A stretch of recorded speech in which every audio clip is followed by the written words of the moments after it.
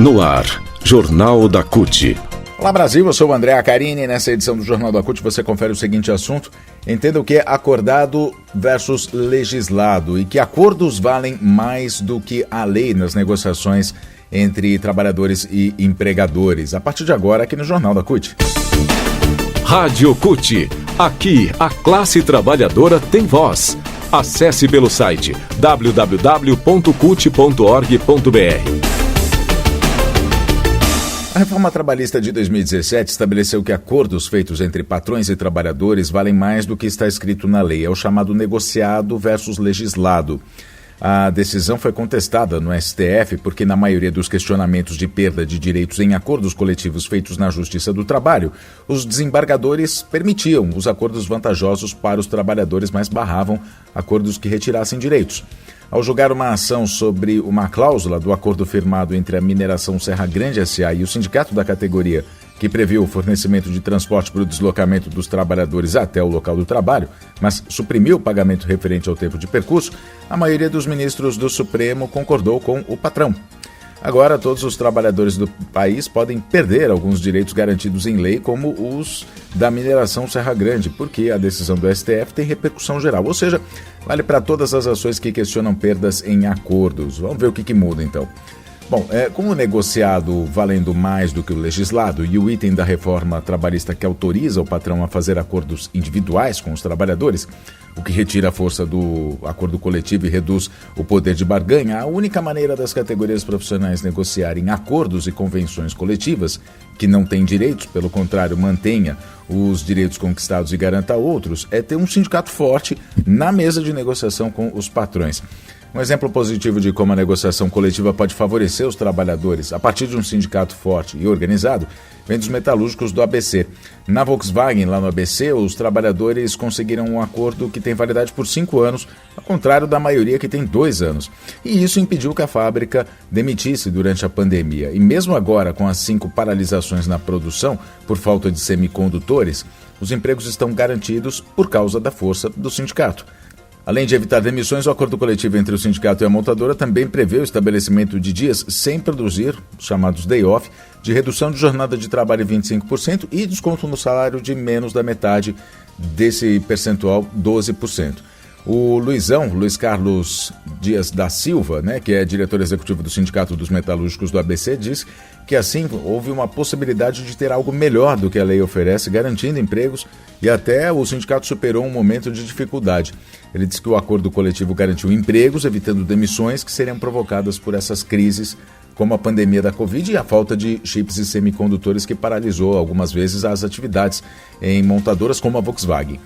Só conquista um acordo melhor do que prevê a lei, um sindicato forte, organizado, combativo, com dirigentes bem preparados para o embate capital-trabalho e também com a maioria da base, os trabalhadores, associados ao sindicato, como vários sindicatos cotistas.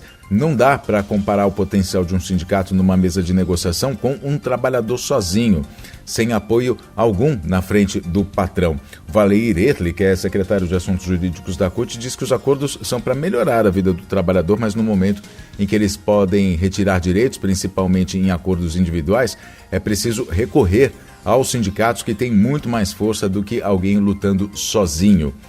O Luizão, do ABC, do sindicato do SMABC, que tem uma base de 70 mil trabalhadores e cerca de 40 mil filiados, concorda com essa avaliação. Ele diz que a decisão do STF de que o acordado, de que foi acordo, prevalece mais do que prevê a lei, não impacta tanto nos metalúrgicos do ABC justamente por causa da força do sindicato. Só que ele alerta que existem casos contrários, como os das empresas do chamado Grupo 10, da Federação das Indústrias do Estado de São Paulo, a Fiesp, Nesse grupo, os trabalhadores são defendidos por pequenos sindicatos com representatividade de 8% a 10% da base dos metalúrgicos do ABC. E aí o Luizão explica que enquanto 90% da categoria metalúrgica tem acordos que beneficiam, os que trabalham nas empresas desse grupo 10 ficaram ainda mais vulneráveis à pressão dos patrões para assinar acordos individuais que podem reduzir diversos direitos que eles têm. Em suma, em resumo, o que acontece é o seguinte: sindicato forte, com a participação do trabalhador, tem muito mais poder de negociação para fazer com o que tem na lei e até mais, em benefício dos trabalhadores, seja válido num acordo. Bom, falar sobre o legislado, sobre o acordado, né? Ou melhor, sobre o acordado, sobre o legislado, a gente continua falando sobre isso. A Corte Nacional sempre defendeu que os acordos fossem respeitados desde que favorecessem o trabalhador e não o patrão. A decisão do STF, permitindo retirar direitos existentes na legislação, foi um retrocesso.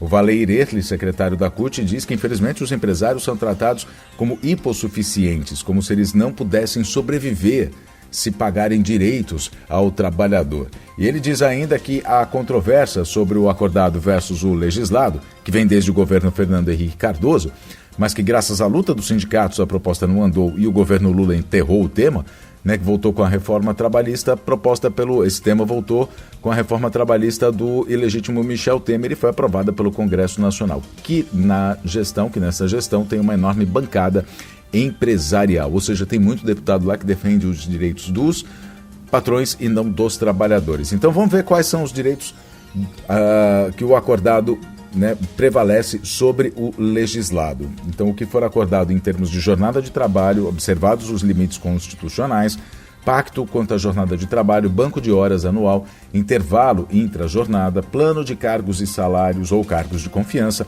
regulamento empresarial, representante dos trabalhadores no local de trabalho, o teletrabalho, regime de sobreaviso e trabalho intermitente, a remuneração por produtividade e por gorjetas, a modalidade de registro de jornada de trabalho, a troca do dia de feriado, enquadramento do grau de insalubridade, e a prorrogação ainda da jornada em ambientes insalubres sem licença prévia das autoridades competentes do Ministério do Trabalho. Inclusive, sobre essa decisão pode trazer imensos prejuízos à saúde do trabalhador, por isso que é importante pressionar para que o sindicato prime pelos direitos e que nenhum prejuízo seja imposto ao trabalhador. E tem mais, o que vale ainda sobre o legislado, prêmios de incentivo, participação nos lucros e resultados. E agora a gente fala sobre o que não pode ser negociado. Os direitos contidos no artigo 7º da Constituição dos trabalhadores urbanos e rurais não podem ser mexidos.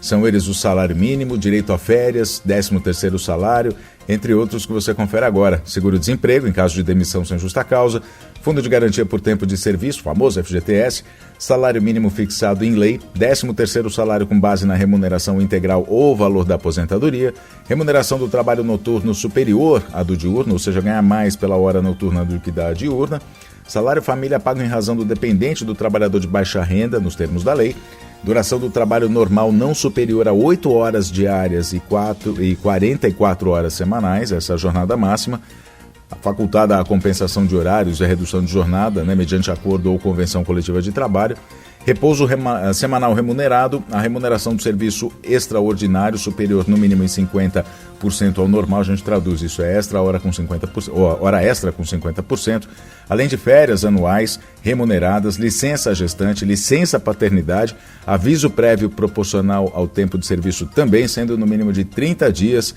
conforme diz a lei. Aposentadoria, entre outros direitos que não podem ser negociados, que estão no artigo 7º da Constituição. A gente falou um pouquinho sobre o que é acordado sobre o legislado, uma forma que a reforma trabalhista trouxe em 2017, que abre caminho para que as negociações feitas diretamente com funcionários valham mais do que a própria lei. A gente aí deu os exemplos do que pode, do que não pode e principalmente da importância dos sindicatos nas negociações para garantir os direitos. O Jornal da CUT fica por aqui. Obrigado pela sua companhia. Nos falamos na próxima edição. Até lá.